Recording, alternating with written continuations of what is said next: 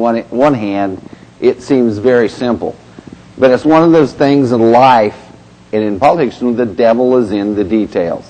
So we have a resolution that says we're going to put a year moratorium on the people you elected, because every action of eminent domain in the city of Tulsa has to come before the city council. And as I sit here, I think over my 4 years in office, one of the great things that Councilor Henderson's predecessor had, and is currently on the books for the city of Tulsa, has to do, and we all talk about we want to protect neighborhoods. I think everyone, all 9 of us would say, we want to protect neighborhoods. Now, one of the things we fought in this council was we had neighborhoods who would come to us and complain because there was drug houses in the neighborhood. And you had a rent house that had a drug house, and we passed a neat resolution or ordinance that said, if you're in a neighborhood and there's a drug house that constantly has illegal activity, and there's about 6 steps, but if it continues on, at the end of that 6 steps, you could go in, buy that house, condemn it, eminent domain, condemn it, and sell it to a private individual. That's on our laws right now. And we came forward as one of the greatest things the predecessor of Councilor Henderson, and we thought it was great because we needed to clean up areas of our neighborhood. I've sat here for 4 years and heard people from council, from District 1, tell me, we got to clean up our neighborhood, you got to do this. Now, tonight, we heard the Kendall-Whittier neighborhood. And I've seen the plan. It wasn't all set up here tonight. It was a fantastic plan. We've seen money go into a neighborhood that was dying, that had prostitution. It had magazine sell shops. You ever been down there? It's nasty. So we decided we want to change this neighborhood. And what happens is citizens in that neighborhood got together. Let me see my notes here. Starting in 1988, 1989, 1991, a master plan was passed. In 1994, a master plan for urban renewal. And what did that plan say? That this council said, we want to go in and change our neighborhood. We want to take charge of our neighborhood at the University of Tulsa. We want to create a park. And what they sold part of that park to child development, education. They want that for their neighborhood to be. When I was growing up, we had magnet schools where we wanted to change racial discrimination, change the racial living patterns in the city of Tulsa. So we came and had magnet schools where people were drawn to those schools, so we didn't have to bus. Now we've got the Kendall-Whittier neighborhood that we're putting early childhood developed, that everyone wants to live in that neighborhood. Now, if part of that development plan that the neighborhood wants to put together is to buy a park, to buy out by private contract the majority of the houses, but there's 1 or 2 houses in there, this is what the neighborhood has come together. Now, what's the process? They have to come to this city council to vote to pass eminent domain.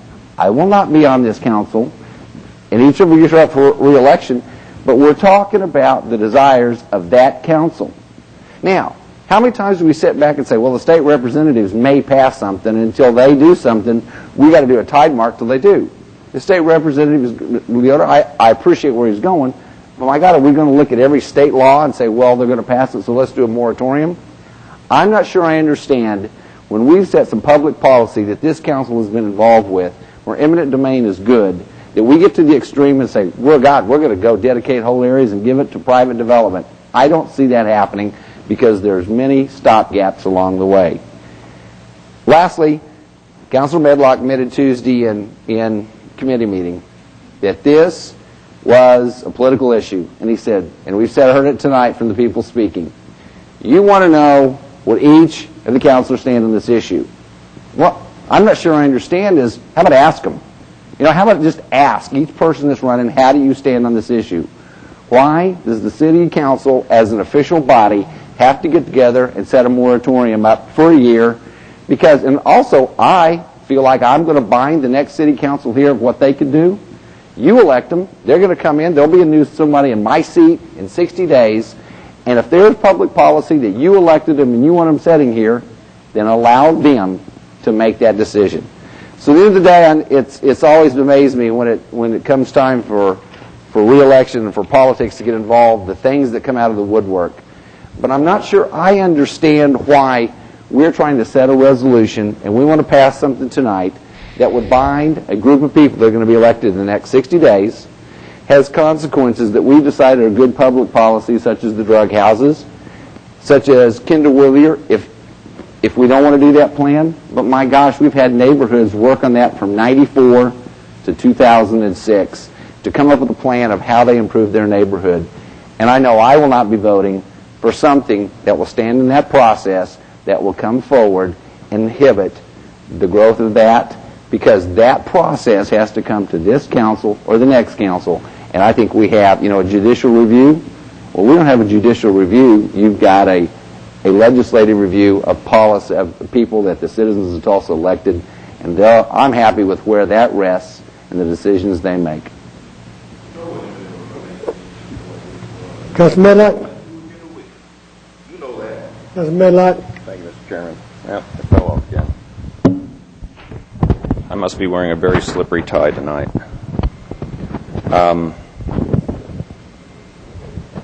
You know what I make, because you make it too. So it's I was going to wait until some other things were stated for rebuttal, but Councilor Sullivan laid out so many points. I want to try to deal with those as quickly as possible. One, he said the devil is in the details, and can't agree with him more, but we deal with details every day. That's our job. So hopefully we'll work through if there's a consensus that can be reached on this. But I do think it's an extremely important issue, and the people are watching us very closely and expect us to get into those details.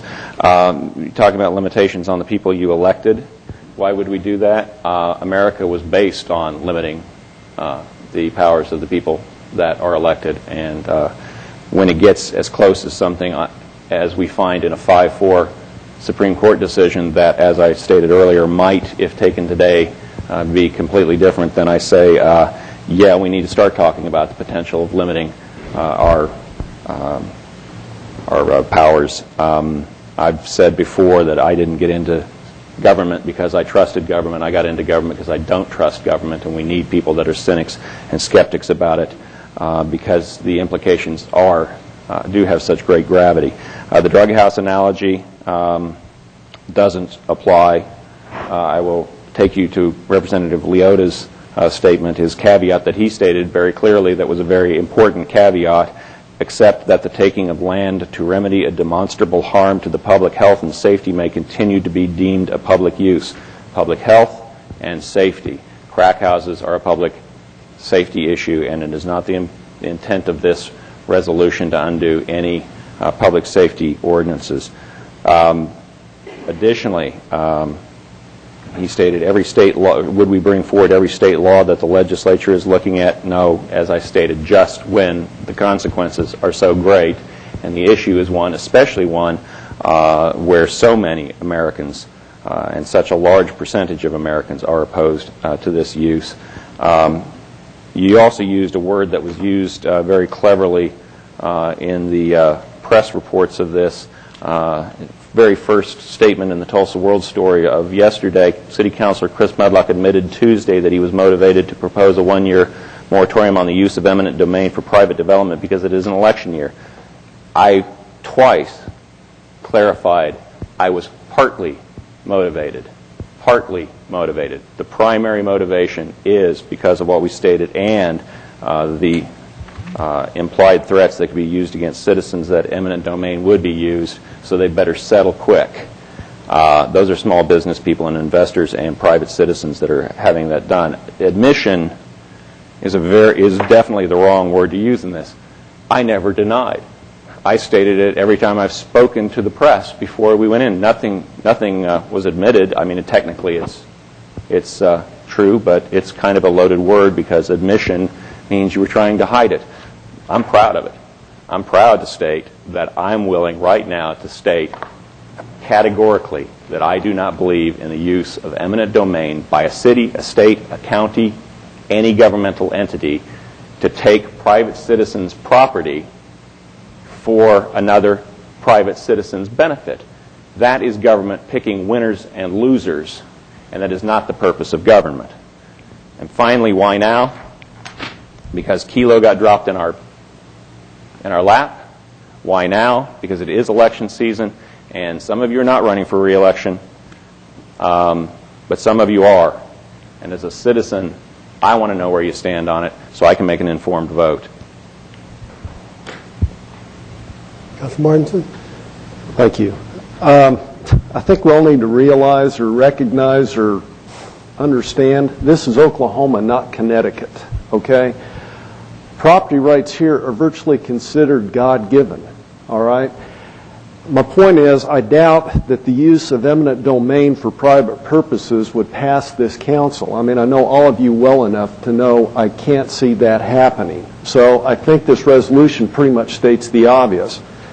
However, I do have some questions or comments on this resolution that I would like to get answered and run by you. Please. First of all, this is a question for Drew, Section 2. This policy shall extend to the fullest extent possible as allowed by law to the City of Tulsa, its agencies, boards, authorities, and trusts. Will this have any sort of obligation on the Title 60 trust that would be involved in this?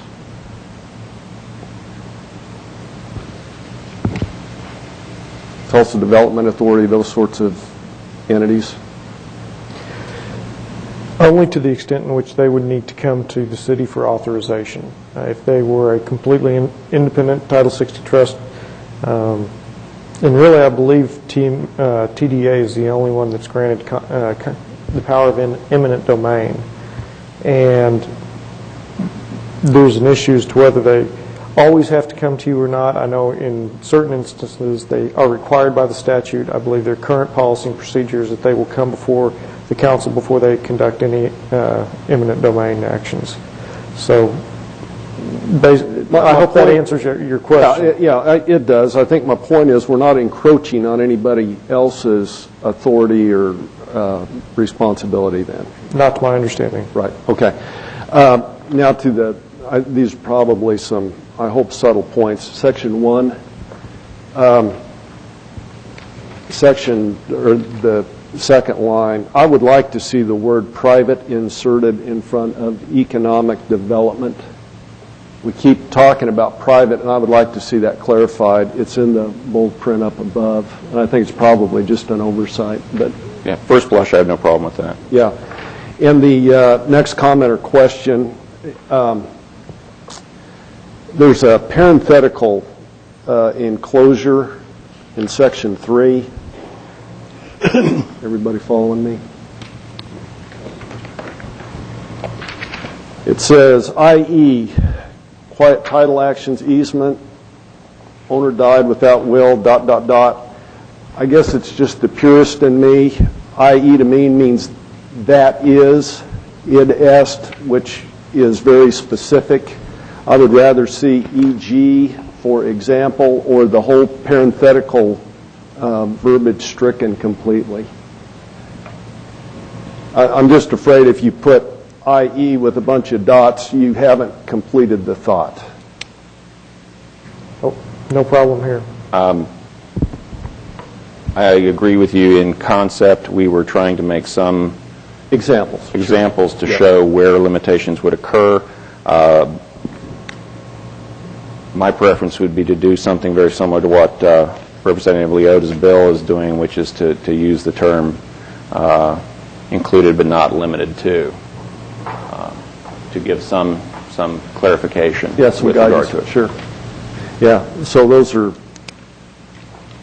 my only concerns with it. I think it, like I say, states the obvious. I can't imagine a eminent domain issue coming before this council that's going to condemn private property for the use of, for somebody else's private use. So. Councilman Neal? This question is for Drew as well. Drew, this changes nothing about how from what I can understand, this changes nothing about how the council will operate at all. That's correct. This would have persuasive authority only. Because, again, it just for the public's benefit, this was teed up for to have some discussion of this as part of an election cycle. This wasn't something that the council wouldn't, it doesn't change how we function. Every single one of these would come before the council, every single one. I would agree with Councilor Martinson that property rights have been sacrosanct. Private property rights are sacrosanct in Oklahoma.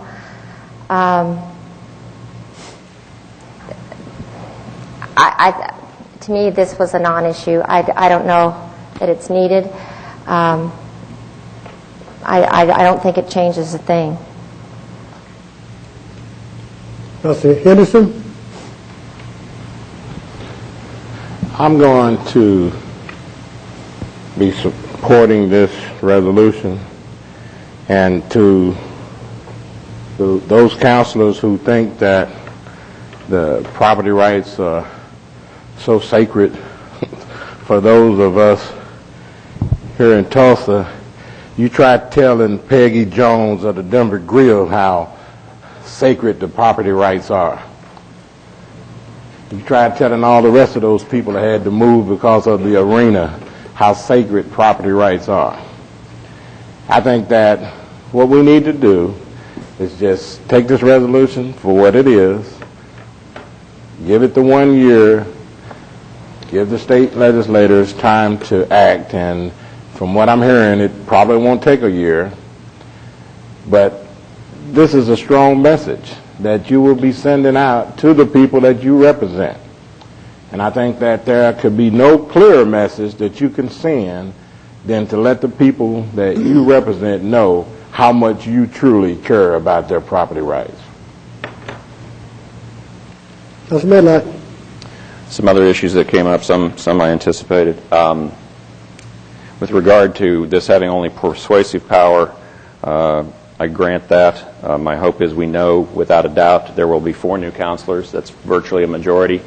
I hope this comes up during the course of the campaigns, and that, as I've stated earlier, all positions become very clear so that the electorate has the opportunity to make it more than just persuasive power. I know I would not support anybody for office right now at the City Council that would not put such limitations. That's my personal opinion. With regard to this being a resolution and non-binding, I want to point out tonight's agenda alone has item 3H, resolution authorizing payment of sinking fund case. Item 5A, public hearing regarding resolution amending the Kendall Whittier Neighborhood Association. Item 5B, the first of 2 public hearings on the resolution approving the Tulsa Hills Tax Increment Finance District. We spent a lot of time on resolutions, and one would assume they're going to have some binding nature to them. On top of that, I'll take you back to language on January 19th, 2006 on something I didn't support because I took resolutions very seriously. Resolution in support of the initiative to eliminate substandard housing, which we took great pains to put on Councilor Henderson's suggestion, an additional whereas clause stating that we would not use eminent domain in the pursuit of the elimination of substandard housing. What power does this have? It's a resolution, once again. So we use resolutions all the time, and this was done very much during the election cycle for political reasons. I don't think anybody that saw the presentation would deny it was used for political reasons. We heard it had very little substance beyond that. There was a Tulsa World story from, and I get it, so just in case they're concerned about me using their intellectual property rights, it was reprinted, I assume, with permission on hotel/online.com, in which it states, Mayor Bill LaFortune's third penny proposal includes $3 million for the Tulsa Development Authority to acquire strategic downtown properties to enhance planned improvements. One of those properties is 214 South Cheyenne Avenue, the site of the Tower View Apartments, which were condemned for human occupancy in October 2004 due to numerous health and building code violations. LaFortune said it is his intention that the city buy the Tower View property so that it can be marketed as a potential hotel site, even though it says later on in here that the current owner hopes to use it to revamp it for his own private use as loft apartments. unless the city of Tulsa is going into the hotel business, which I would also vehemently argue we not do, that sounds to me like it is a planned use to take somebody's property without his will, potentially, for a planned private use of a hotel yet to be named, where the proper activity within the marketplace would be for the property owner and the hotel and or hotels to negotiate for that property. If we were going to take that property, and they're referred to as strategic, I believe, strategic purchases that we want to make as part of the Vision 2025 downtown linkage report, I'm perfectly comfortable with government doing that. I've stated already, too, that I think we need to be buying and holding and warehousing river property as it's a declining resource, but we need, as a governmental entity, to be negotiating with those folks in good faith and not holding over their head that last resort, only to be used as a last resort, but oh, by the way, we're willing to pull that trigger, so you better make the negotiations go our way before it gets before we get impatient.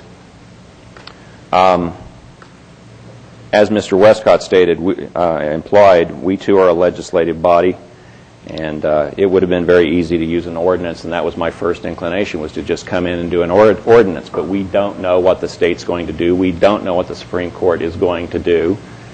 But we do need to put some level of confidence back in with the public. It isn't empty. That if we are resolved, and each of the candidates for mayor and the council are resolved and come out publicly on this, and the public is allowed to make its position known through who it elects through its representative body, then we will be able to get through to this. And possibly, if it takes 2 to 3 legislative sessions to get this through, we may up it for another year. But I think the citizens deserve that level of confidence that we're not going to suddenly take advantage of a Supreme Court decision or get so caught up in our desire, and I'm as strong as anybody on it, to bring in revenues that we start trampling on the Constitution. I think that pretty much says it for me. Thank you. I'm ready to vote. Councilman? Councilor Medlock, I don't know if I disagree with you on the Tower View Apartments at all. I don't know that the city needs to go into the hotel business, but I caution us. I voted for the TIF at the local development review committee level, but to some extent we have to understand that the city is getting ready to go into the retail business, just to the extent that we are supporting something a little differently than we ever have before. So I just caution us to understand that cities do that occasionally. We make those ventures into economic development, and it's not always to the negative of the taxpayer. Anybody else? No. I've only got 2 things to say. Excuse me, Councilor Sullivan, he's talking about gas companies and railroads. I hate to mention that, but all those the gas company, the natural gas and the railroads, they're governed by the Corporation Commission. That has nothing to do with this over here. And the thing that concerns me is the fact that if you haven't been there, it's kind of hard for you to understand what some people have in their mind. And I've been there. In fact, I was raised there, and I've seen eminent domain in action. And it's we heard somebody talking today about 911, getting ready to build a new plant. They're building that new office building where people were forced from their home by eminent domain some 60 years ago. And you're talking about land banking. That 60-year-old land out there was banked back then. So, and nothing been on it. Nobody's even tried to sell it. So I've got a problem with eminent domain, really I do.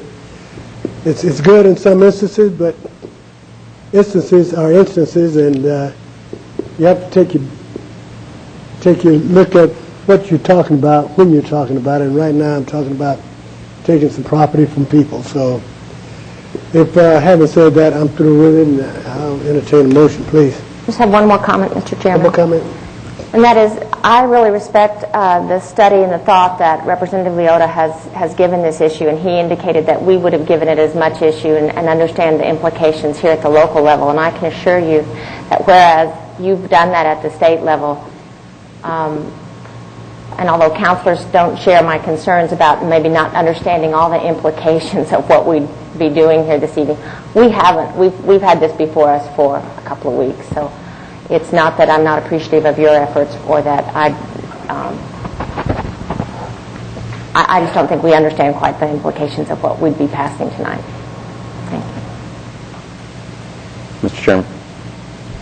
Councilman Medlock? I would like to make a motion that we,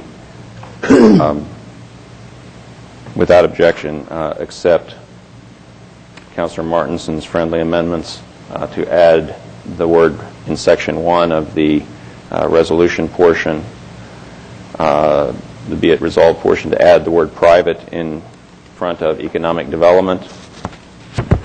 And thank him for pointing that out. That was the intent, and was an omission, one of those pesky little Scrivener's errors more than anything else. And with regard to Section 3, the parenthetical part, to add language to state, to change that language within the parentheses to state, including but not limited to quiet title actions, easements, owner died without a will, etc. No dot, dot, dot. No dot, dot, dot. Drop the etc. too. That's a different version of dot, dot, dot, I guess. So to be clear, that would be including but not limited to quiet title actions, easements, or owner died without a will. And as such, if there is no objection to those I accept those friendly amendments, then I would make a motion that we accept item 8B. Second. Second. Have the call roll, please. Yes. Martino. Yes. Sullivan. No. Christensen. Yes. Neal. No. Henderson. Yes. Medlock. Yes. Turner. Yes. Thank you very much. Moving right along.